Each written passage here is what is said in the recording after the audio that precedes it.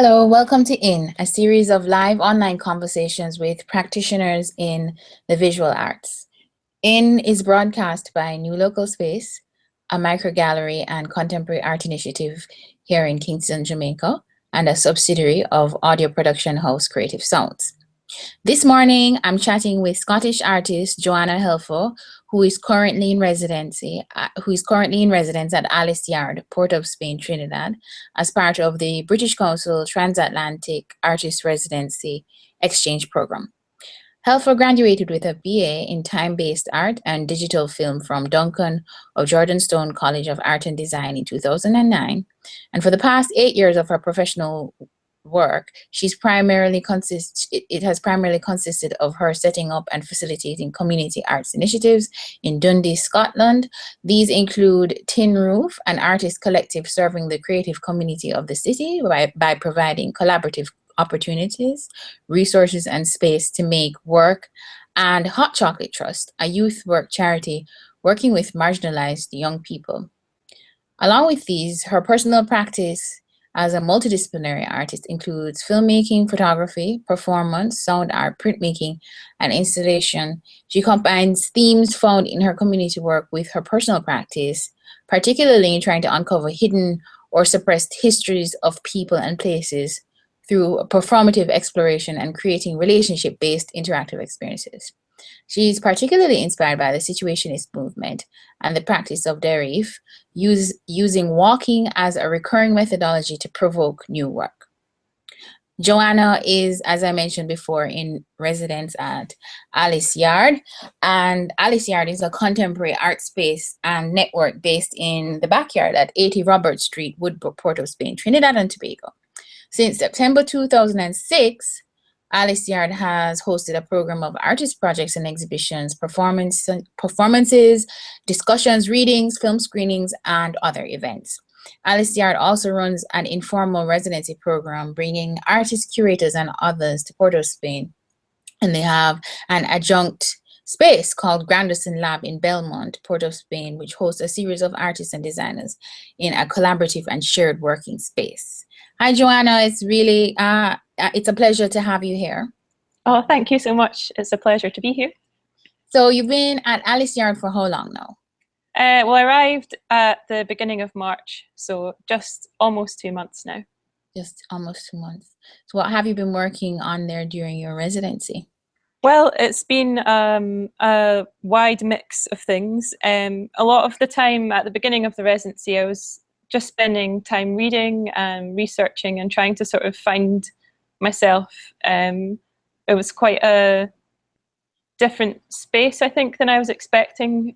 So I think a lot of the time I just felt like I needed to understand as much as I could about the particular context. And alongside that, or part of that, has been undertaking these kind of investigative walks. So this is something that I try and do, like I have done throughout my practice, and I just like kind of walking around the space with various different people, trying to get a better understanding of how the space works, and get an understanding of the kind of artistic practice that happens in the city. And so these walks have led me all around Port of Spain and further afield as well, and I've been trying to make some sort of mapping of that, which consists of sound recordings, small videos, some drawings. I've been doing quite a lot of writing as well, and some collaborative work with other artists as a kind of response to different walks that we've been doing together.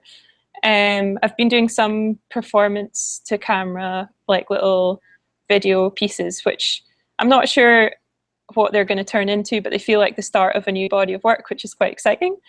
And the other thing I've been doing, which has probably been the biggest thing, is a pinhole photography. It's what started off as a workshop, but it's kind of turned into a big collaborative project. And it's been probably what I would think of as the most successful part of the work so far. So that's something that I've been doing a lot, and I'm just really excited to see where it's been going and how being in this space has changed and shaped that. yeah, and again, in response to walking around the space and seeing kind of motifs in the architecture and in the way that people respond to space that inspire what kind of images get made. Mm-hmm. You mentioned a collaborative aspect to the project. Was it planned? Did you go into the residency thinking that you would have a collaborative component, or is this something that emerged once you oriented yourself in Port of Spain? Yeah, it was always my intention to work with the artists, musicians and wider community of Alice Yard. That was what attracted me to apply for the residency in the first place, was the sort of the community surrounding the yard and that kind of informal rather than institutional gathering of artists. So I feel like that was always going to be part of what the project was going to be about. But obviously these things you can never really plan. So you don't know who you're going to meet. You don't know who's going to be available. You don't know if your work's going to resonate, or your ideas are necessarily going to correlate at the same time. But what I found is that people have been first of all, extremely generous with their time, and interested in supporting my understanding of the context, which I find incredibly generous. Because I feel like, there's been a lot of people being very patient with me as I grapple with things that are unfamiliar.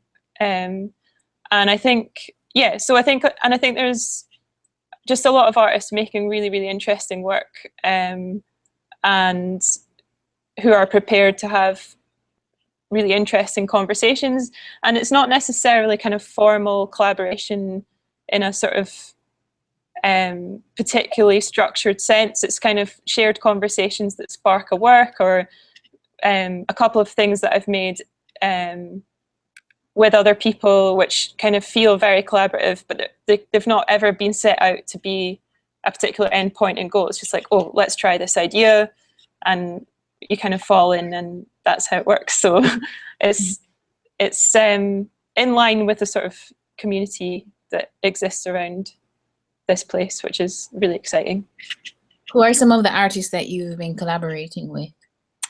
Well, one of the main people that I've been collaborating with is Dabura Mohammed, who's a photographer.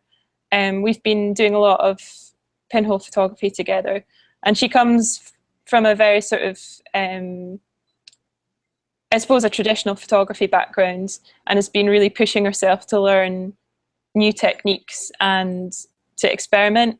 And she's really helped open up my practice in terms of pushing what's possible to do with the kind of technology that we're using, which is very, very minimal. I mean, we're literally making cameras out of old shoe boxes and, laptop boxes and, bits and pieces of cardboard that we find around the city. So there's, it's an interesting way to kind of try and get technical.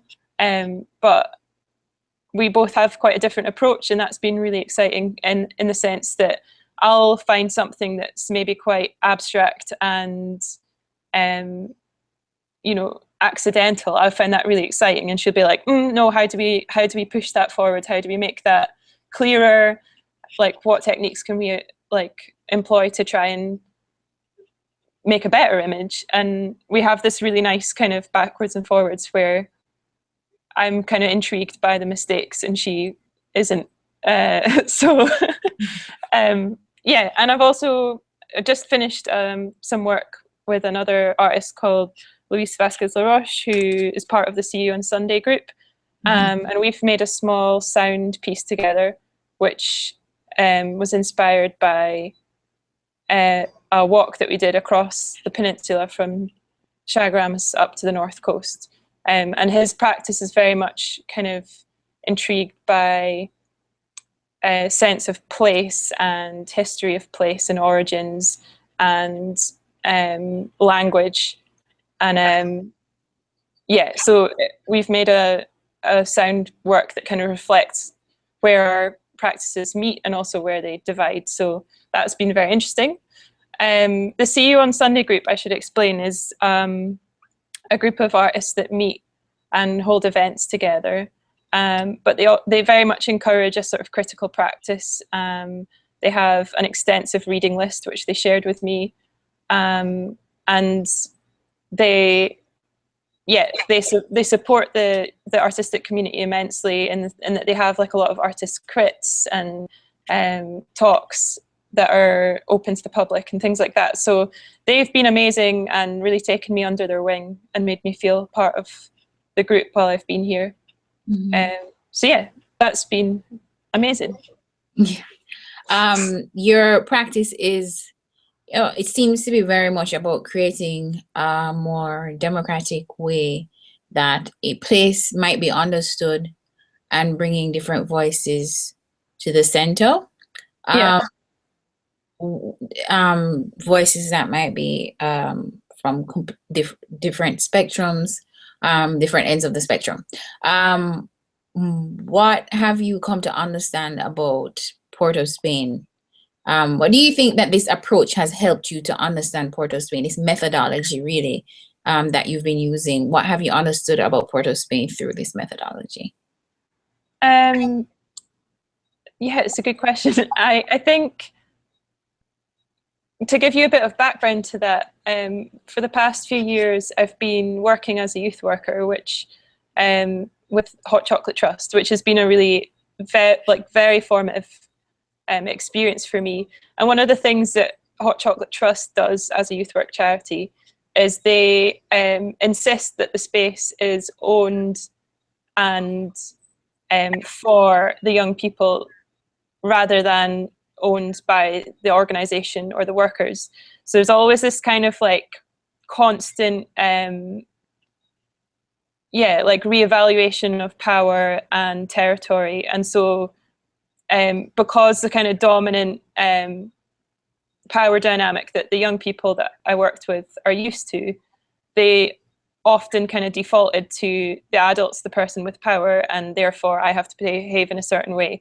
And it's easy for the adult to kind of fall into that as well. So what was hugely important was always trying to reestablish that this was the young people's territory and they could have control over that. And I think that's really affected me in how I've responded to the yard, because I think there's a kind of there could be a tendency for me to feel that that was my space to work in and have a studio in and live. Whereas actually what I felt is that I've been brought into another group of people's space, and they're making me welcome in that space. But there's still a kind of negotiation of territory within that. But I think that's more coming from me than it is coming from them. Like, they've been very welcoming and open. And they kind of often remind me actually to assert myself sometimes. So I have to like remember, like, okay, I can make decisions here. But what's actually happened is, I think partly because of my approach, but also because of the kind of people that are around the yard, is that there's a lot of people who want to share their views and a lot of people who want to ask my views on things. And there's been just a lot of conversations.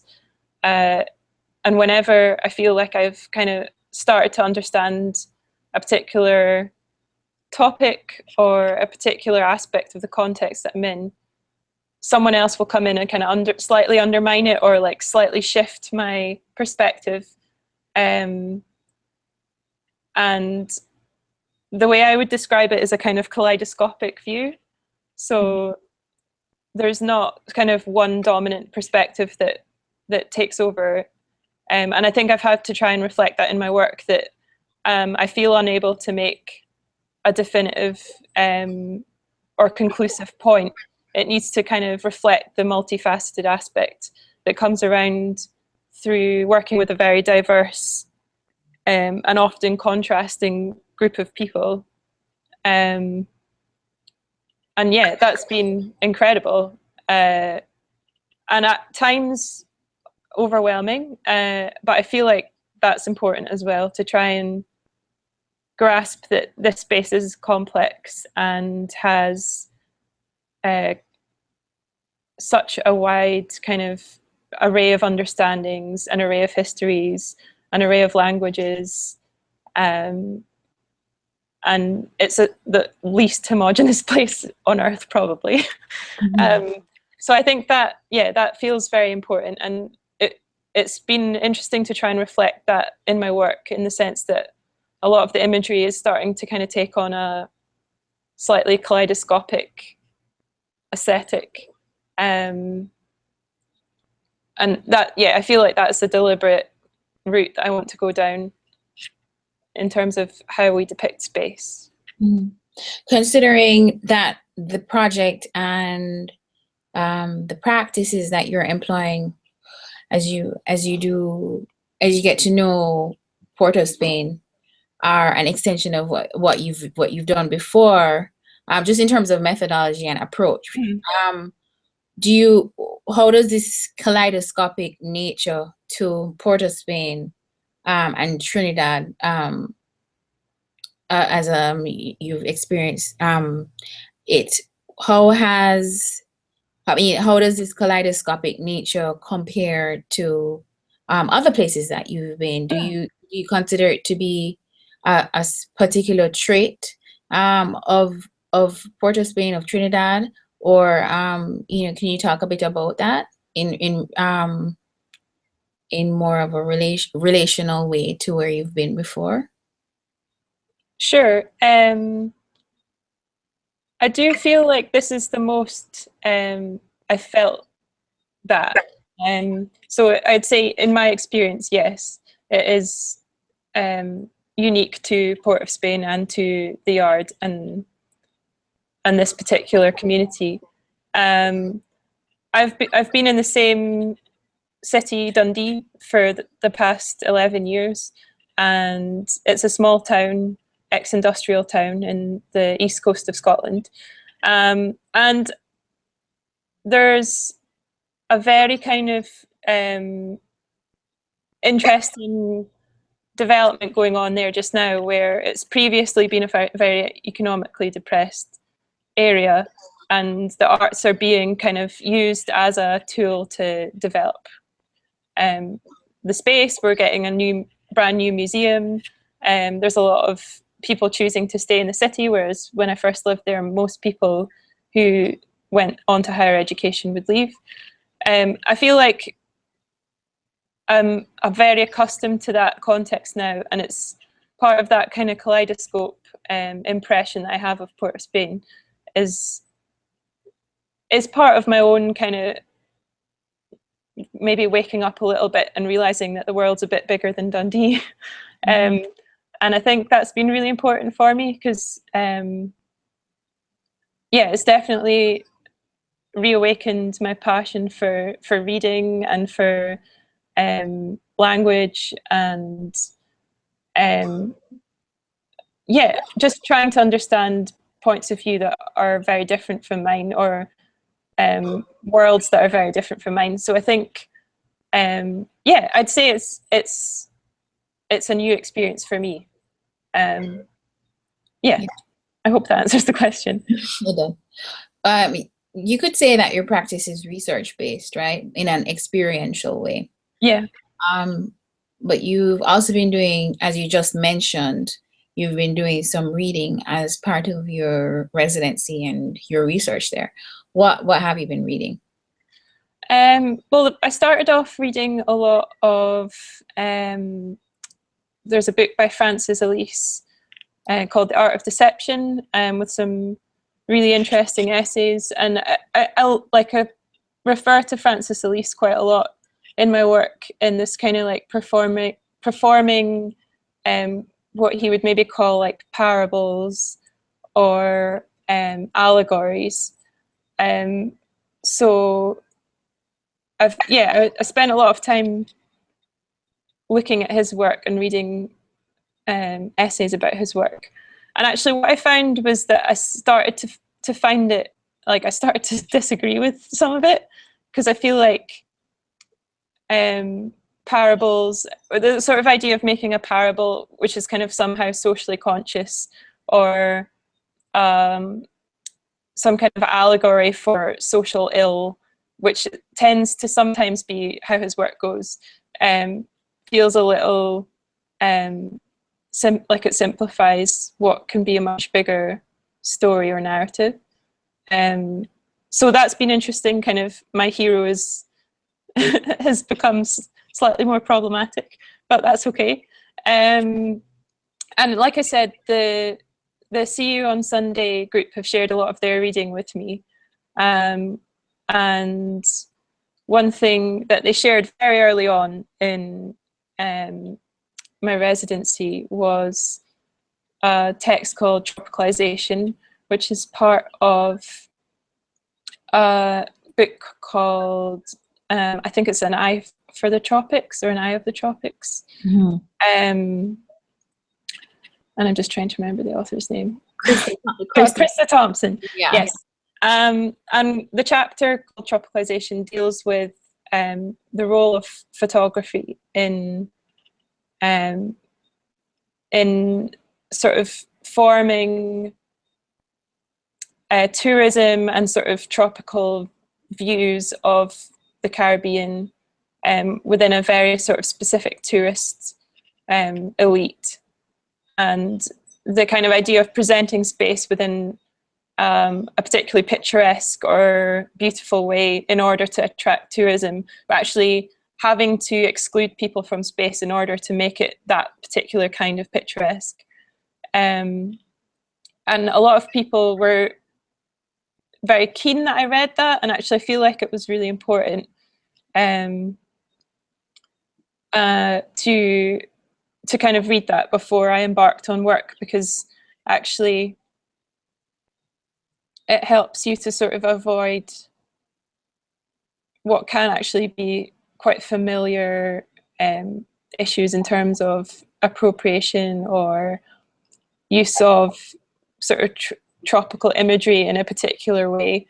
And one of my colleagues back home wrote a really interesting essay on the ethics of storytelling and the idea of like the author gaining some kind of social accolades due to representing a narrative which was different from their own.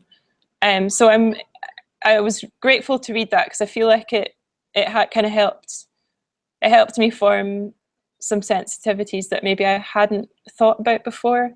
And that kind of refers also to what Rosanna McLaughlin was writing about in terms of how do we, or what right do we have to other people's wounds within writing or within art, or the idea of whose wounds belong to whom, and what right do we have to mourn. And that kind of came up quite a lot in terms of how we represent others or use others within our work as creative people. So yeah, and actually what I found is that for a long time I felt like I had to retreat and not necessarily make work, but instead just try and understand more and read more. So there was a couple of weeks where I felt like my role was to stay quiet and just try and absorb what was going on around me, which is uncomfortable, but I think a good lesson. Mm-hmm. I'm just trying to think what else has been. Yeah, I've read, there's a Scottish poet called Norman McCaig, who writes a lot of poetry about the Scottish landscape. And I've actually found that to be really important as well while I've been here. And actually some kind of really poignant correlations between walking in urban Port of Spain and walking in the wilds of Highland Scotland, which was unexpected but really kind of special to find out. I've been rereading the Ways of Seeing by John Berger as well, and particularly looking at the gaze and kind of how he describes kind of undermining dominant gazes or the approving gaze or the male gaze, but but also his chapter on mechanical reproduction and the role of photography and perspective in illustrating dominant narratives in culture. So that's been really helpful just to keep going back to. And yeah, going back to the Situationists and looking at their sort of early work. And what's been interesting is the first time I was interested in Situationists, I didn't really particularly analyze the fact that they were mostly affluent men walking around Paris, and without necessarily themselves analysing what privileges or power they had within that space. And I feel like that's maybe how I've come at it this time, is trying to understand how do you understand a space when you are also a vulnerable body rather than a powerful body, and how does that then change how you navigate or what you think about or the kind of risks or choices that you make within a particular setting. So that's been really interesting. Yeah, so hopefully that gives you a wee bit of an overview, but honestly I've just been had my head burrowed in books quite a lot of the time. Yeah. What has the overall residency experience been like? I mean, clearly you have some idea because it's afforded you this time to, as you say, have your head buried in books, your nose buried in books. Yeah. Also, you mentioned like this quiet period where you sort of had to retreat and just absorb. What has the overall? Because you're kind of nearing to the end of the residency, right? So you probably have an idea of the span of the, give us an idea of the arc of the residency and what that has been like for you. Sure. I suppose one of the things that defines it is relationship, and I think what's really helped me to feel more confident about making work has been the relationships that I've built up with the community.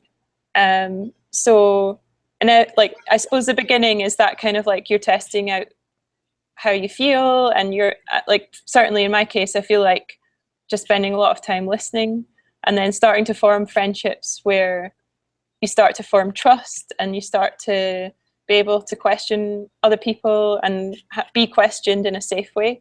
So that's felt like we've built up a really genuine community, which I really value.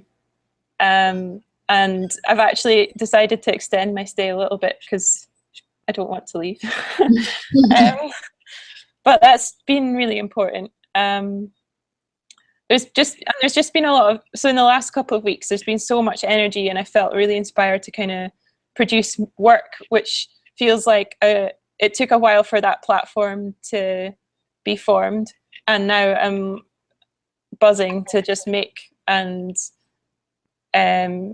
produce work. And I think that what it feels like is this is the start of a much bigger conversation that I'm going to have.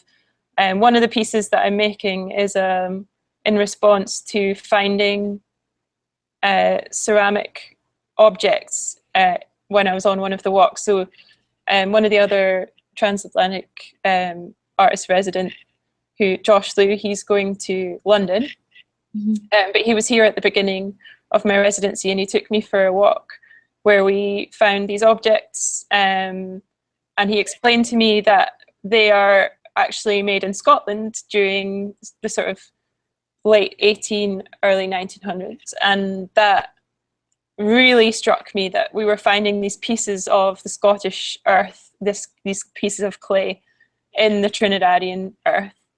And I'm part of a ceramics group. I don't make ceramics myself, but I helped facilitate a ceramics facility back in Dundee. And I thought it was amazing that back home we're experiencing this renaissance of traditional crafts, and a sort of harking back to the Industrial Revolution and these kind of honourable trades that Scottish craftsmen would have had, and we're not actually realising how much that's connected to this region, and the colonial history. So I commissioned the Ceramics Collective to create some small inkwells, which is one of the main objects that we found when I was walking with Josh, were these salt-fired, what they're called as penny inkwells. They're very much like a sort of everyday object, but I was really taken by them. So there's a ceramic studio in Scotland that I've sent. They're being shipped right now to Trinidad, and I'm going to use them in a performance piece. And I'm really intrigued. I think that's something that's going to like turn into a much bigger body of work back home, which is kind of trying to sort of draw these histories with contemporary practice and examine that. So yeah, it feels like there's a lot more to do. Okay, because that was going to be my one of my last questions for you, was whether you foresee the work you're doing in Trinidad influencing your practice moving forward. But you pretty much answered that there. But is there more you want to say on that? Well, I think that's it. And I definitely want to try and bring some artists from Trinidad to Scotland, because I feel like this is a conversation that could keep going. So I really I helped to run this artists collective in Dundee, and I'm really, really keen to try and see if we can bring some artists from here over to Dundee at some point.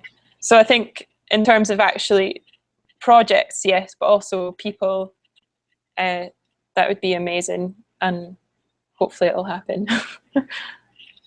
What do you have coming up in terms of programming? What do you have coming up for the rest of your residency?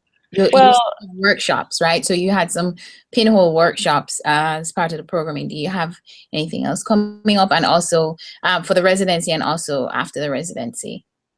Yeah, so on Tuesday evening, I've got a presentation at Alice Yard, which is an attempt to sort of draw together some of the work that I've been doing. And it's very much work in progress. So I think it'll be interesting to see how that's read, and if any kind of conclusive work comes up in the presentation of it. So anyone who's around Port of Spain is very welcome to come along. It's at 7 o'clock at Alice Yard on Tuesday. Tuesday, which will be what's the date for Tuesday? It's the 2nd. Okay, Tuesday, May 2nd at 7 p.m. At 7 p.m. That's it. Okay. And anything else? Well, after that, I'm actually going to travel for a short trip to Suriname to visit the Tembe Art Space, and also to French Guiana.